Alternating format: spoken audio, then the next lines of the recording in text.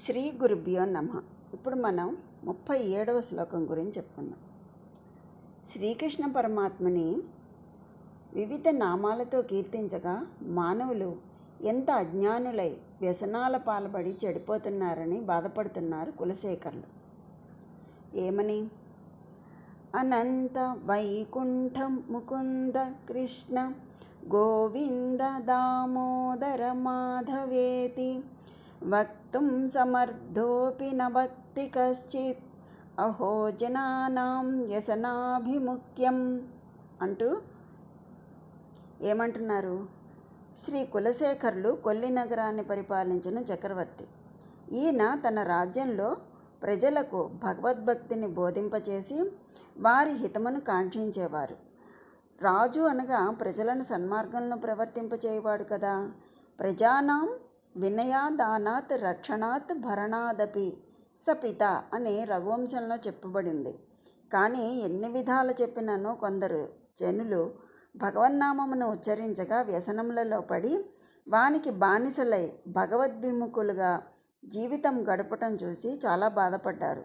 కులశేఖరుల వేదనకు అక్షరాకృతి ఈ శ్లోకద్వయం అంటే 36, 37 కలిపి చెప్పుకోవాలి. కాకపోతే అర్థం చెప్పుకోవడానికి సులువుగా ఉంటుందన్న ఉద్దేశంతో అలా విడదీసి చెప్పడం జరిగింది. కాకపోతే రెండు కలిపే చెప్పుకోవాలి.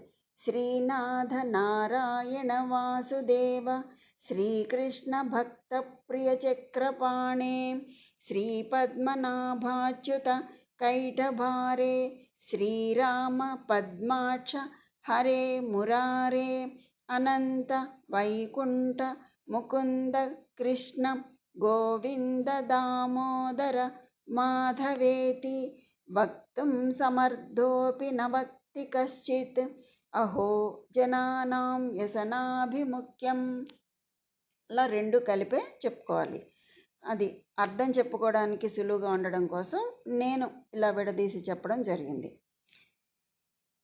శ్రీనాథ నారాయణ వాసుదేవ శ్రీకృష్ణ భక్తప్రియ చక్రపాణి శ్రీ పద్మనాభ అచ్యుత కైటభారి శ్రీరామ పద్మాక్ష హరి మురారి అనంత వైకుంఠ ముకుంద కృష్ణ గోవింద దామోదర మాధవ ఇది అని వక్తుం పలకడానికి సమర్థ అపి సమర్థుడు అయినప్పటికీ కశ్చిత్ ఒక్కడు కూడా నభక్తి పలకడం లేదు.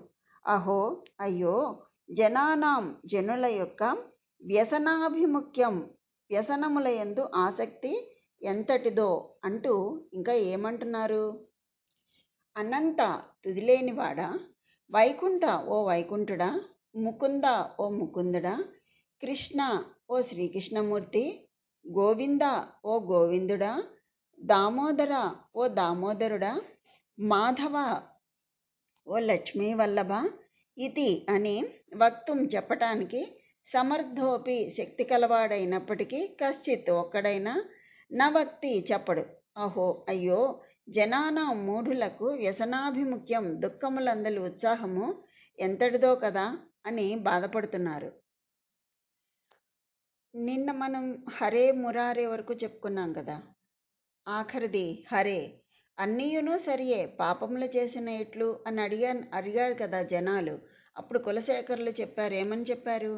హరి అతడు తన్ను స్మరించినంత మాత్రాన పాపములను నశింపచేయును. నిప్పు తెలియక స్పృశించినా కాలుస్తుంది, తెలిసి స్పృశించినా కాలుస్తుంది. అలాగే హరి అన్న నామాన్ని తెలిసి స్మరించినా తెలియక స్మరించినా పాపములను నశింపచేస్తుంది అని చెప్పుకున్నాం కదా.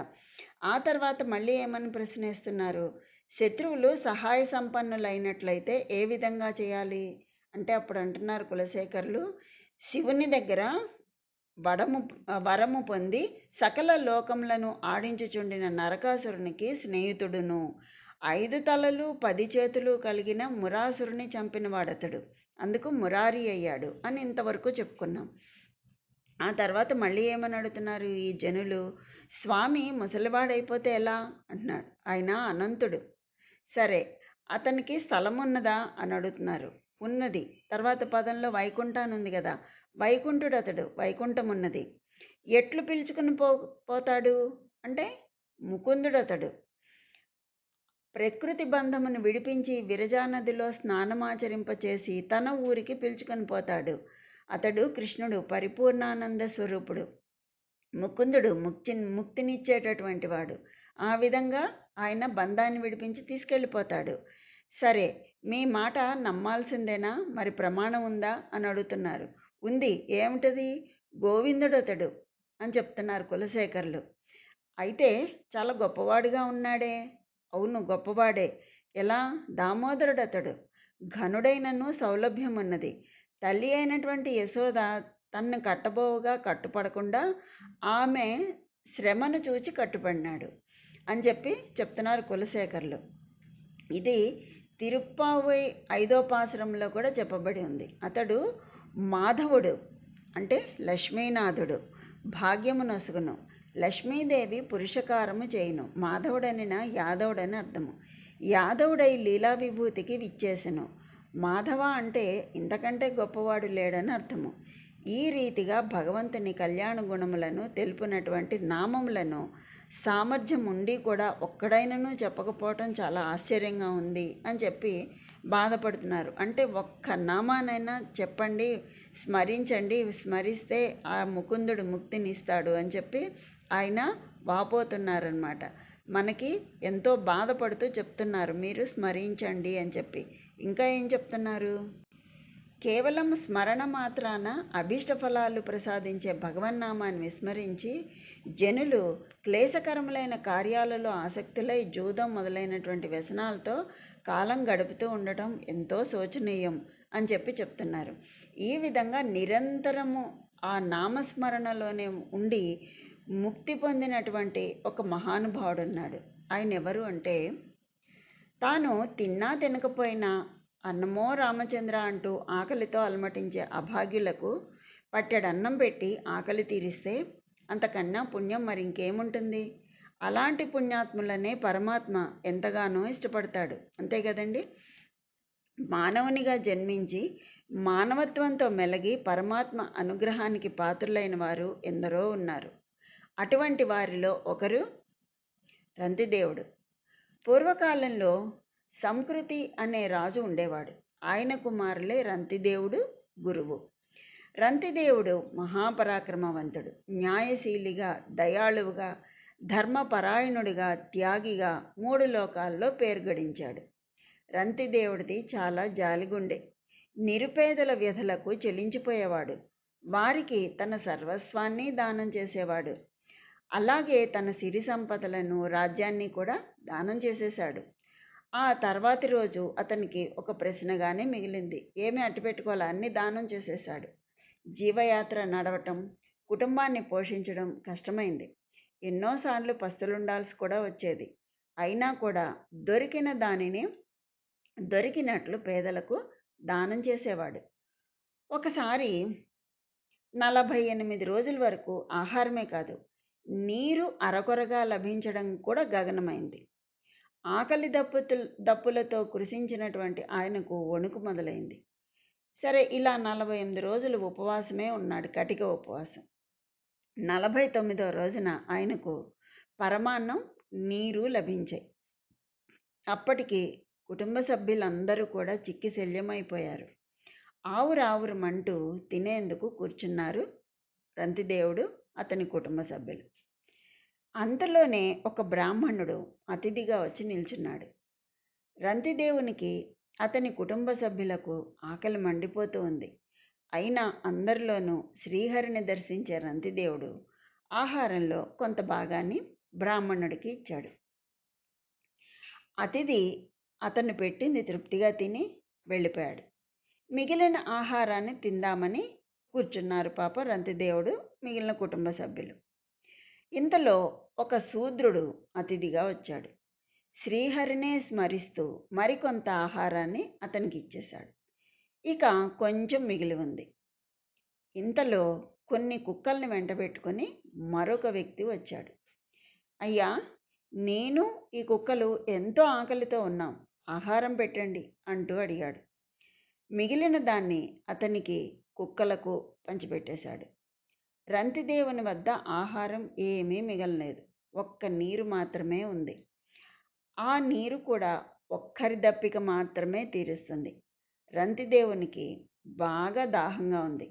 సరే, నీళ్లు తాగుదాం అనుకుంటూ ఉండగా చండాల వర్గానికి చెందినటువంటి ఒక వ్యక్తి వచ్చి హీనస్వరంతో, ప్రభు, నేను దప్పికతో ఉన్నాను. నన్ను అందరూ అపవిత్రుడనని నీళ్లు కూడా ఇవ్వటం లేదు. బాగా దాహంగా ఉంది. నాకు గుక్కెడు నీళ్లు ఇప్పించండి అంటూ ప్రాధాయపడ్డాడు. అతడు అంత దీనంగా అడగ్గానే రంతిదేవుడు జాలిపడ్డాడు. లోపల ఇలా అనుకున్నాడు, భగవాన్, నేను నిన్ను ఉత్తమ పదవిని గాని ముక్తిని గాని కోరటం లేదు. సర్వ ప్రాణుల దుఃఖం తొలగేలాగా నేను వారి దుఃఖాన్ని అనుభవించాలని కోరుకుంటున్నాను అని తలుచుకున్నాడు. తాను మృతప్రాయుడు అవుతూ కూడా అతనికి నీళ్ళిచ్చేశాడు. ఎలాంటి ఫలాపేక్ష లేకుండా రంతిదేవుడు వారి దుఃఖాన్ని పోగొట్టాడు. ఆకలి బాధ నుంచి కాపాడాడు. నేను ఈరోజు నలుగురికి ఆకలి తీర్చినందుకు సంతృప్తిగా ఉంది అని అనుకున్నాడు.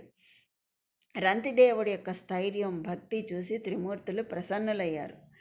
వారు బ్రాహ్మణాది రూపాలు ధరించి రంతిదేవుణ్ణి పరీక్షించారు. వారి నిజ రూపాల్లో రంతిదేవుని ఎదుట ప్రత్యక్షమయ్యారు. రంతిదేవుడు వారికి ప్రణమిల్లాడు.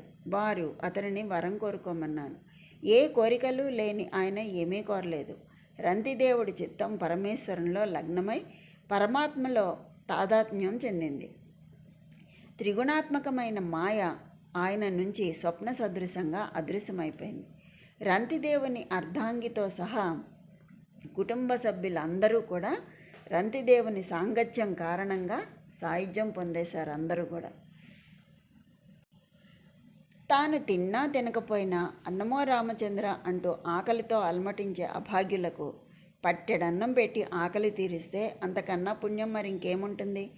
అలాంటి పుణ్యాత్ములనే పరమాత్మ ఎంతగానో ఇష్టపడతాడు. అందువల్లే అన్నదానం అత్యంత పుణ్యప్రదమన్నారు.